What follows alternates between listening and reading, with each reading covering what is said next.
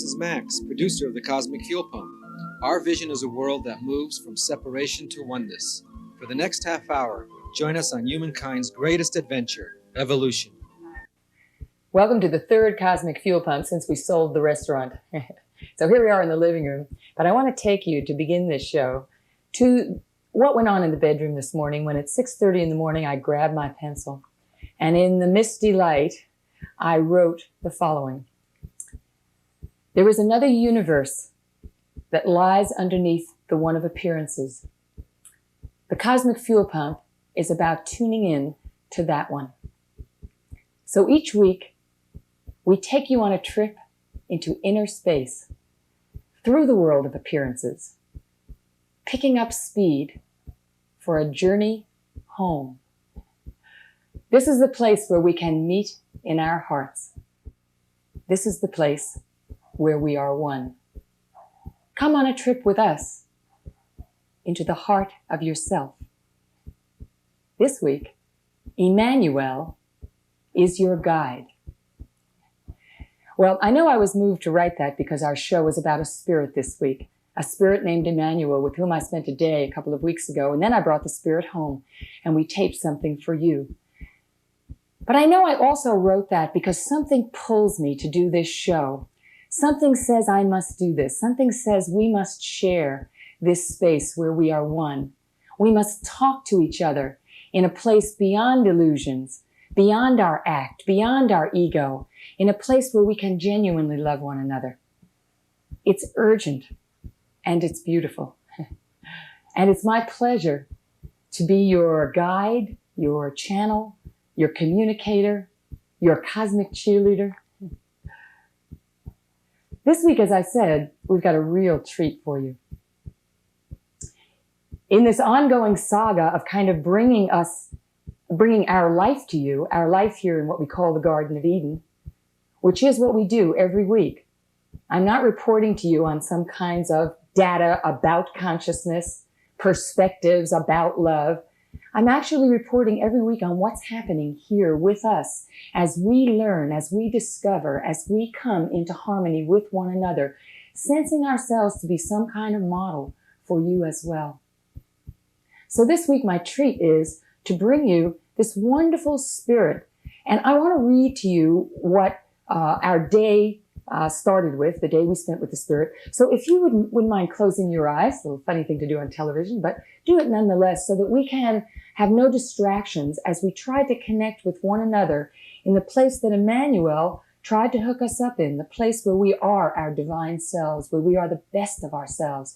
And Emmanuel, a spirit, is there to guide us, as many spirits are these days. Well, I'll talk more about that after I read this to you. I'll talk about how I actually have come to know. Well, let me talk about it now before I do this with you. I used to say that if I couldn't see it under a microscope, it didn't exist. I called myself an atheist all my childhood, all my upbringing. And then I had some experiences that changed my mind. One of them was with a medium from Brazil named Luis Gasparetti. 50 master painters paint through Luis Gasparetti, and I was this close to him as he turned out in 3, 4, 5 minutes Modigliani's, Picasso's, Rembrandt's, Degas. I'm a painter. You couldn't fool me. Those things were coming up out of nothing. He wasn't looking at what he was grabbing. He was patting the paper. It was either in pastels, and then he switched to oils. He mushed the paints in his hands. He went like this on the paper. And, oh my, a Renoir. How did that happen? Well, he said it happened because the spirits are on the other side trying to get a message through to us, just like Emmanuel is. A message that we are more than our bodies. A message that it does not stop at the end of our physical embodiment, and that it's important that we pay attention to eternity. That the little moments of doing, getting, having, that's not what it's about. It's about something much bigger than that, much broader than that.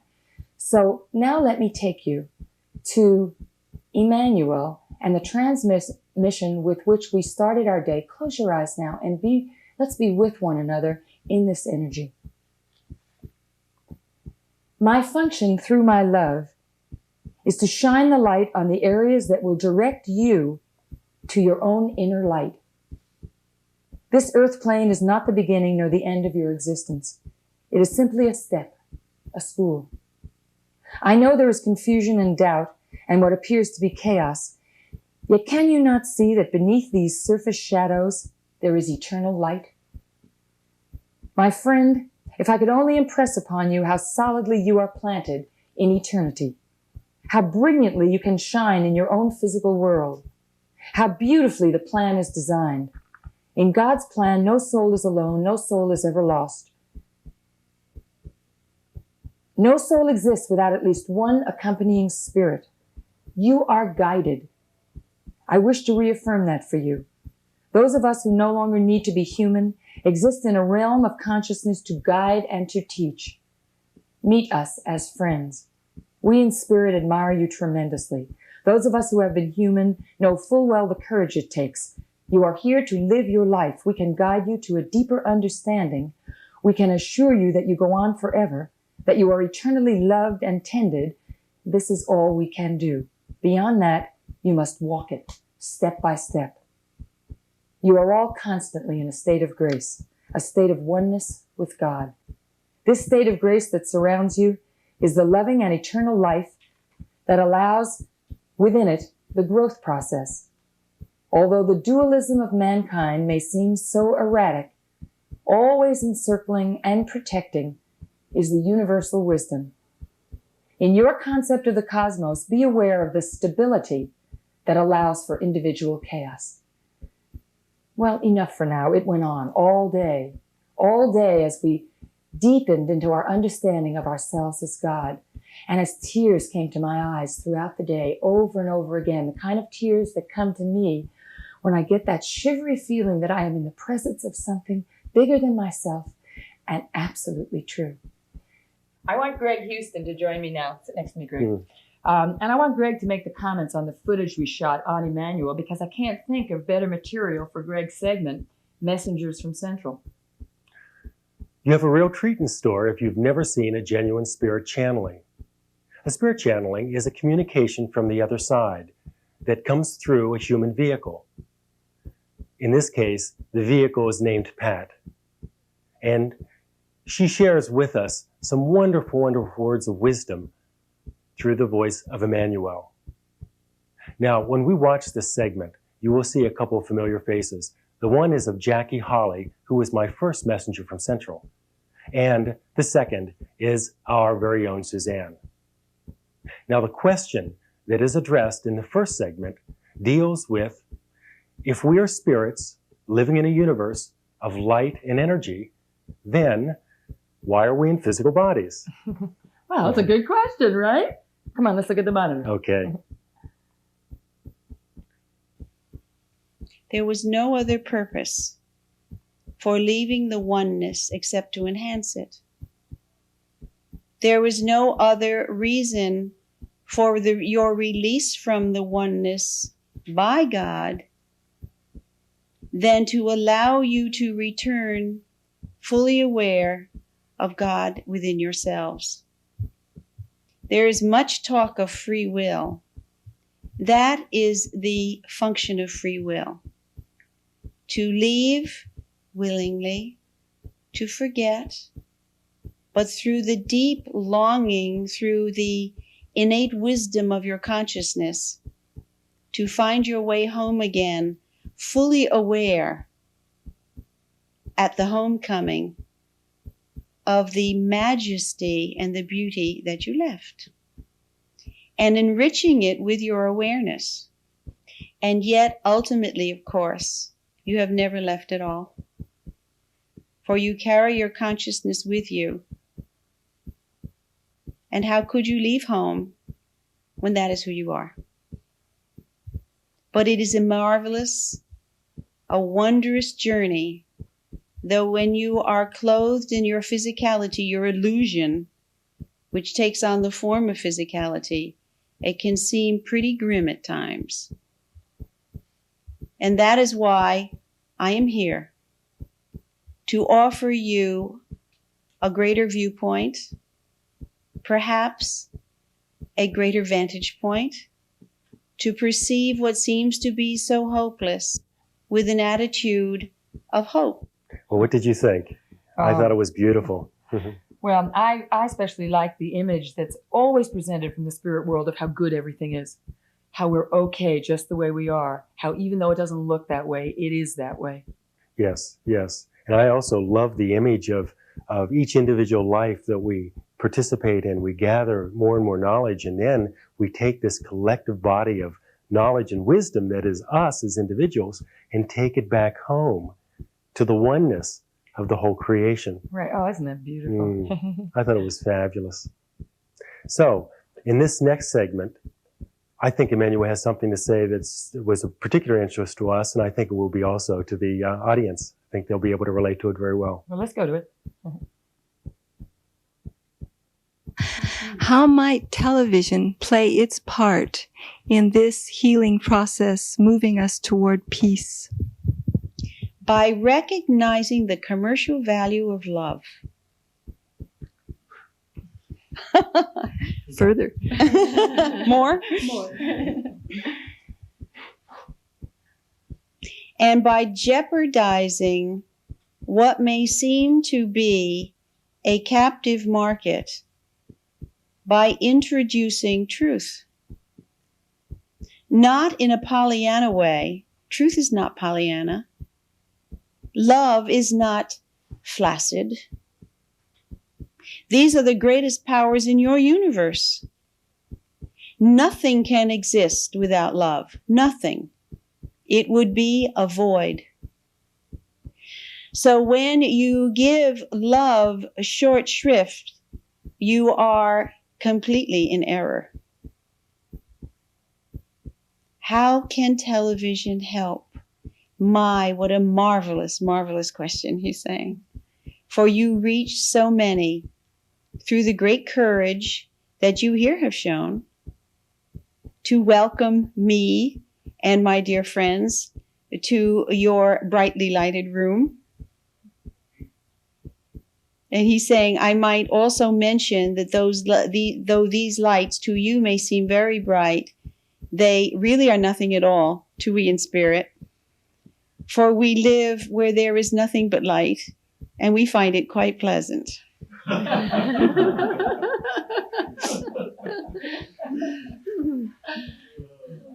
Exercise the wonderful facilities that television has to say the truth that you know. And realize that what you are reaching, whether it be for commercial purposes or not, is God.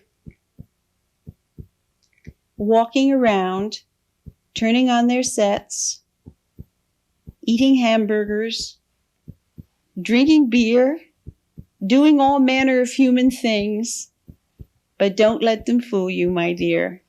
They are all light. Well, I would say that Emmanuel was taken with the power of television. Isn't it funny how present that spirit was right here in the room? It's not some gaga communication, but it's actually speaking to us right in the very real moment. Yes. I mean, it's yes. kind of thrilling, don't you think? You like the lights as well, right here in the present moment. You know, one of the things that Emmanuel said during the afternoon when we didn't have our cameras there, he was speaking about us because we had asked a particular question about our work. And I'll just give you a couple of the lines that he said. Never doubt your purpose, for it is beauty itself. Teach others. They are badly in need of that. Well, Beautiful. I take it to heart, you know. I took it to heart before Emmanuel said it, but thanks, Emmanuel, for the encouragement. You know, I want to go to Zane now and to the next segment on the show. But I want to introduce Zane by way of the newspapers this week. The Bubble Boy died this week. The Bubble Boy, of course, was a 12-year-old child who lived all his life in a sterile bubble because he had some rare disease whereby he would die if he was exposed to the elements. And eventually he got sick and got exposed to the elements and was dying. And here's what the boy said. Here we have all these tubes and all these tests, and nothing is working, and I'm getting tired. Why don't we just pull out all those tubes and let me go home? And then he winked and he died. Wow. You know, confirmation from everywhere that it's a beautiful universe and a bigger universe than, you know, the simple one under our microscope, so to speak. Well, we're going to go to Zane now to talk more about the very same thing, some ancient wisdom, which is exactly the same as modern wisdom. Zane's going to tell us about home, some information about Socrates, of all people. So, Zane. Hi, Suzanne. You know, while you were talking about what you wrote this morning, I was taking notes, and I'm singularly struck by how nothing is new under the sun. The story that you told about the bubble boy, I read it in the paper about him also. It's so touching. And I'm reminded of our saying, and all of you here who've tuned in, who may have been watching our show before, what we constantly say on the Cosmic Fuel Pump is home is where the heart is. And I don't know, is there any difference between where the heart is and where the soul is, or where God is, or where the kingdom of heaven is, or eternal light is, or any of those? That's the place. I'm defining it, I'm saying it, okay. Well, he really did know, didn't he? Tuned in to something we were all tuning into about going home and reunifying with ourselves, the divine part of ourselves. And right now, I think I'll talk to us a little bit about Socrates. He feels so much like us. It's just amazing, you know. If he was here, I'm certain he'd be sitting in the living room with us. Laughing, right. Right. For sure he would be laughing. He had a wonderful sense of humor. It's all I can tell. You know, last week, if you remember, I told you about Benjamin Franklin. I just want to review for a moment. What Franklin said is if you want to have a happy life, lead a virtuous life.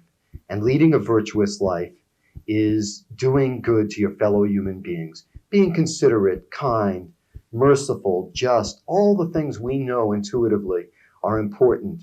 And, you know, now I'm going to take you to Socrates, who I went back to because I had an intuition about him also. He didn't actually write himself. He spoke, and Plato mostly is the one who wrote about him. He spoke 2,500 years ago. 2,500 years ago, 500 years before Christ. And he was the first being on the planet that I know of, and if you know something else, that talked about the soul.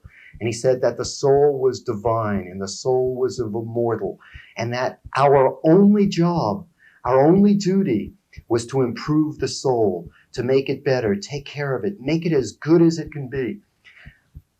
It strikes me because these are words that Suzanne uses so often. Do the best job you can. Be as good as you can be. Socrates spoke just in that language, just in those words. So I say, you know, what is it?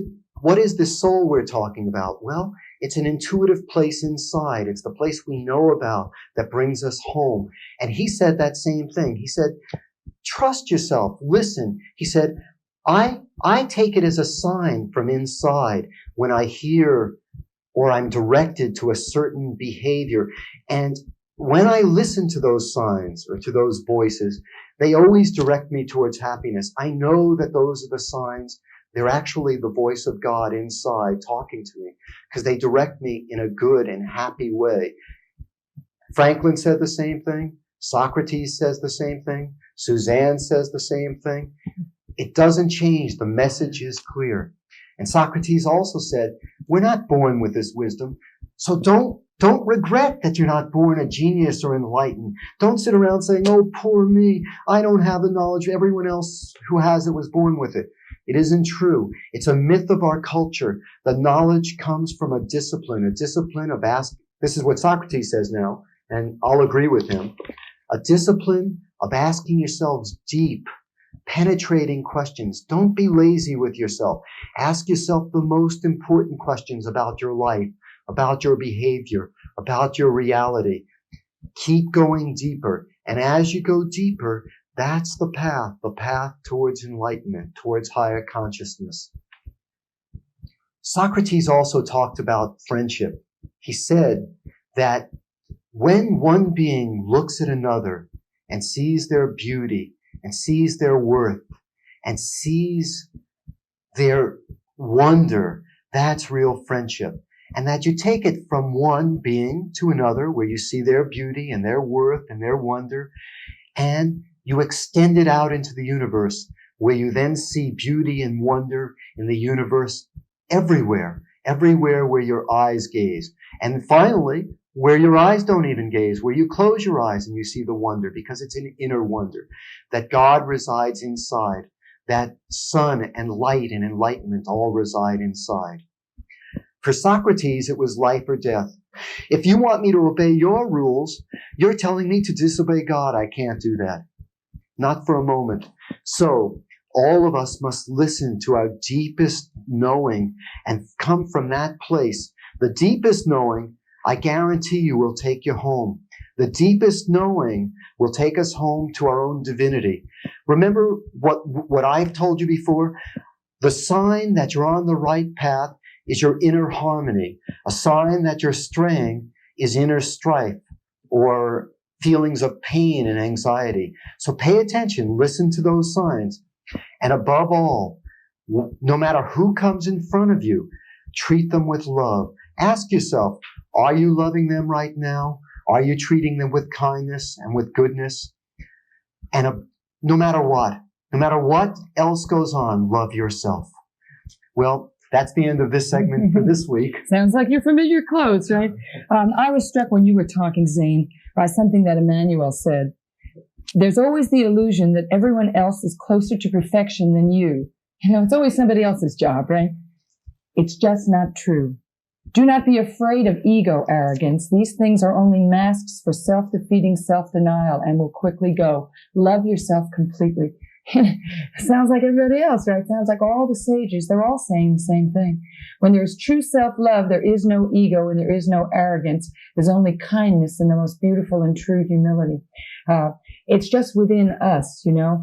And although, yes, you have to practice and yes, you have to look in the right direction, you really have to also know that you are capable. You are capable. I am capable. This is not some esoteric thing that only particularly unusual people can attain, this knowledge, this awareness, this lovingness, this self-acceptance, this divinity. I want to give you some examples from our household here that will bring this home.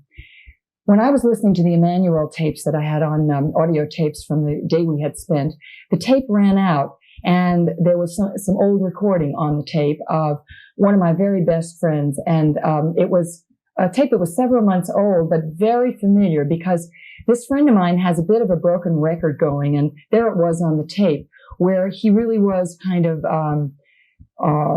once again, speaking about his depression, his chronic depression. And I had been listening to Emmanuel, so I was very tuned in to a kind of a high space. And now I was listening to this dear friend of mine talk about how difficult a time he was having and how he had, from, you know, his earliest childhood, been in this pain, and that we had no idea how far he had come, and that now we were all giving him advice. Endless advice. Do this, do that, do the other thing to come out of his depression. And the way he meets this advice always is to get more depressed because he says, yes, I know I should be doing that. Yes, but I'm not. And that's even worse of me. And aren't I awful? And, well, now I'm listening and I'm in this high space and I hear him say, you know, I've come a long way. I used to be totally out of it. I've really come a long way. But I know, of course, now you tell me I should get hypnotherapy and I should get this therapy and I should get that therapy. And I feel terrible that I don't do that, but I don't really want to do that because I think that when you're really ready, you do these things. But I feel like a shirker. And all of a sudden I stopped and I said, wait a minute. That's the voice of God speaking. When you're ready, you're ready. That's the truth. And going to buy therapy is a funny game we all play. As if somehow we'll go get it, when in fact, if we were to get it, we would grab it. And we kind of delude ourselves by chasing something that we really have no intention of finding until we are ready. I heard him say that, and I was able to call him up and say, wait a minute, I have wonderful input for you. You're doing great. You know better than your dumb friends know. And you don't know that you know. You don't trust yourself. Trust yourself. Your wisdom is God's wisdom. You are doing the best job you can do for yourself. And I know by reassuring him of that, I am really helping him become the certainty that he needs to become himself. This is what we can all do for one another, because we all do know deep inside ourselves, and we can all listen and assure one another of the good path that we're on, encourage one another to know what we do know. The thing that Emmanuel said that struck me probably the most was, in answer to a question about when a soul doesn't have to return to this plane, doesn't have to return to these human bodies, when you have finally, fully, and completely recognized and experienced your own divinity. That means you have to absolutely accept yourself. You have to say, oh no, I'm not, you can't say, I'm doing it awful, I'm terrible. You have to say, hey, I'm doing it the best I can. And how could we say that? How could we be sure we could be doing that? Well, I all of a sudden got a flash that said, stay awake, be the chooser, and then completely accept your own choices. Stay awake, because if you're not awake, none of this makes any sense. If you're kind of a mindless blob that's getting tossed hither and yon, none of this makes any sense. You have to know that you're in the game. You have to know that you have the power to choose and the capacity to choose. Stay awake, be the chooser, and then completely accept your own choices. And let me give you a little example of that. Another friend of mine called me right after I was, reflecting and then called the first friend. And he gave me a great story.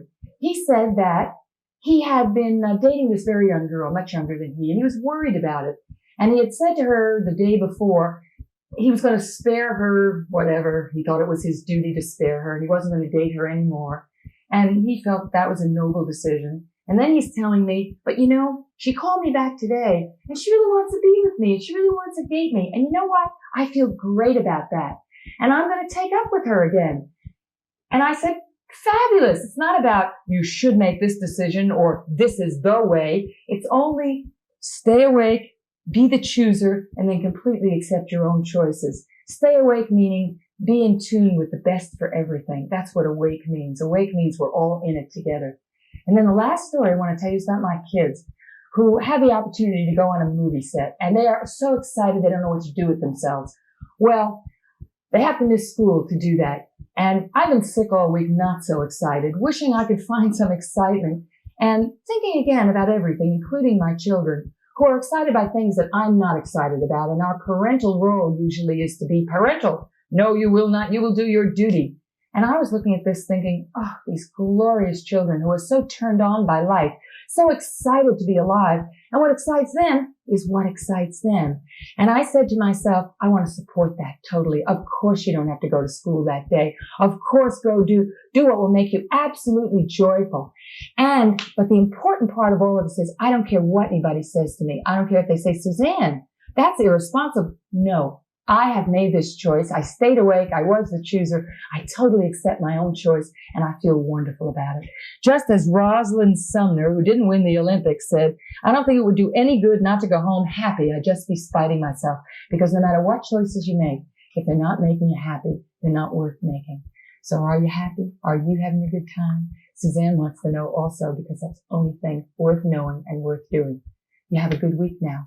Come back, join us next week, and call us up if you know what we're talking about, because this is for all of us to somehow mush our way together to the divine. Bye.